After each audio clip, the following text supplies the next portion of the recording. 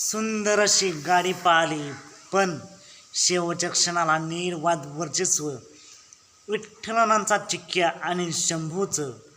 मित्रांनो, आज एक भव्य दिवस ओपनचं मैदान पार पडतंय कात्रखटाव या ठिकाणी विठ्ठल केसरी. आणि या मैदानातील गट क्रमांक 40 सुटला. या गट क्रमांक 40मध्ये एकूण 5 गाड्या सुटल्या. 5 गाड्यांच्या लढत चालू झाली.